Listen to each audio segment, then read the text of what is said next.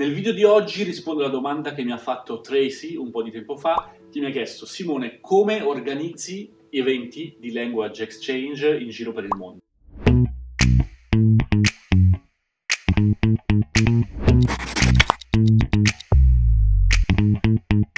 Per chi non lo sa, io organizzo diversi eventi. Ho iniziato a Leoben in Austria, poi a Graz, sempre in Austria, poi a Palermo, adesso in Uruguay e anche a Verona, in realtà, in passato, ancora prima dell'Austria. Un po' dovunque vado inizio a organizzare questo tipo di eventi che secondo me è splendido per conoscere gente e anche ovviamente per praticare e migliorare le lingue straniere. Se volete più informazioni le trovate su Language Hackers International, anzi se volete fare parte del network organizzando anche voi eventi, fatemi sapere, scrivetemi o mi contattate per email. Il punto fondamentale numero 1 è quello di scegliere un locale. Come scelgo un locale? Di solito il proprietario del locale deve essere una persona in qualche modo simpatica o con cui io possa relazionarmi bene. Questo è fondamentale perché comunque l'evento lo organizzo una volta a settimana e quindi è importante che con questa persona ci si capisca.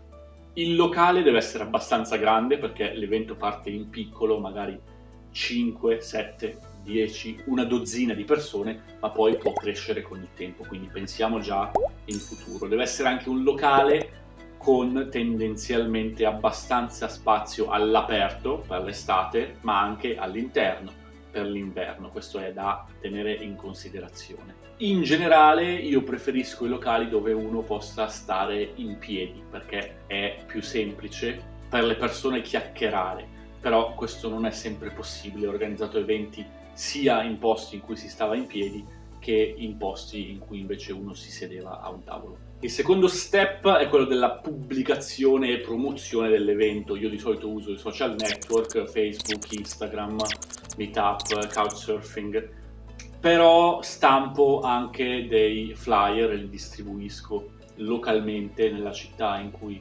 organizzo l'evento. Magari ne do uno al bar in modo che lo possa tenere lì e i clienti del bar vedono: ah, cosa succede qua? Tutti i mercoledì c'è un evento, perché non andiamo a vedere? Può essere utile. Questo della stampa cartacea devo dire che non l'ho fatto per tutti i tipi di eventi che ho organizzato, però più o meno per il 60% sì, ho stampato anche qualcosa di cartaceo. È fondamentale anche avere un giorno della settimana ed è sempre lo stesso giorno che si organizza il Language Exchange, così la gente si abitua e si prendono accordi con il locale, ovvero il locale sa tutti i mercoledì sera c'è il tavolo di Language Exchange o c'è l'area del bar riservata al Language Exchange, la gente arriva alle 8, il proprietario del locale o anche i camerieri, le cameriere che lavorano nel locale sanno che se c'è qualcuno che arriva un po' spaesato, che non sa dove andare, probabilmente è lì per l'evento e quindi possono aiutarlo, gli dicono: ah, guarda, il tavolo è quello là, vai da queste persone. E poi c'è Simone di solito, o io di solito sempre una magari persona, ogni tanto anche due che mi aiutano con l'evento, che in qualche modo accolgono le persone che è la prima volta che vengono all'evento. Questo è fondamentale perché sennò la gente si sente un po' spaesata, un po' persa. Mi è capitato anche che alcuni locali facessero degli sconti per i partecipanti, dei prezzi speciali, perché comunque siamo lì tutti i mercoledì sera, ad esempio, e quindi il locale ti fa uno sconto.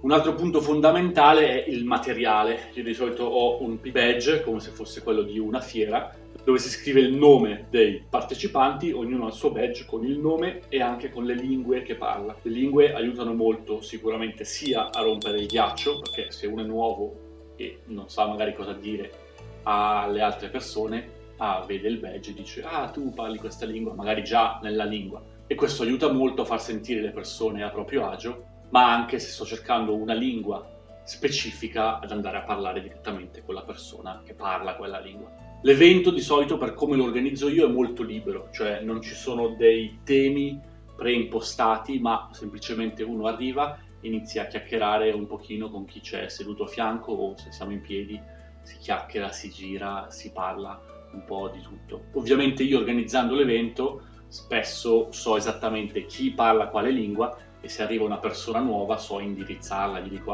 vai a quel tavolo là che stanno parlando quella lingua, vai con questo gruppo qui che stanno parlando quest'altra lingua. Ok, in questo modo io gestisco di fatto un pochino e facilito, diciamo, l'evento, aiuto le persone che vogliono parlare la lingua X o la lingua Y.